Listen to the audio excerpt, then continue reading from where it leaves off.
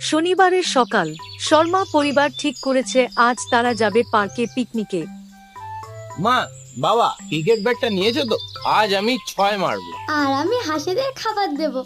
সবই নিয়ে ফেলেছি, তবে ছাতা নিতে ভুলো না কিন্তু। আকাশটা একটু মেঘলা দেখাচ্ছে। বৃষ্টি হলে তো আরো মজা, বৃষ্টিতে ভিজে ভিজে পিকনিক করব। সবার মুখে আনন্দ, ব্যাগে খাবার, খেলনা আর মন ভরা আশা।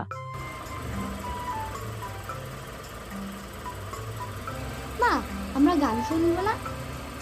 চলো যাই পিকনিকে, হই হুল্লোড় ঢের, বৃষ্টি যদি আসে ভয় নেই তাতে। বাবা, তোমার গান তো আরো বৃষ্টি আনবে।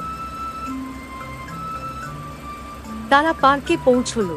সবাই যখন খেলাধুলা আর খাওয়ার প্রস্তুতিতে ব্যস্ত, তখন হঠাৎ বৃষ্টি! মা, আমি ভিজে যাচ্ছি। চলো চলো, ওই গাছের নিচে গিয়ে দাঁড়াও। সব শেষ, ক্রিকেট খেলাটা আর হলো না। কে বলেছে শেষ?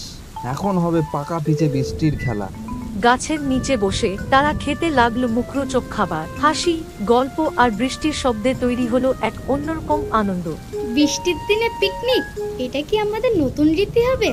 ঘরের বার ছাতা নিয়ে আসবো না, ইচ্ছে করে বৃষ্টিতে ভিজবো।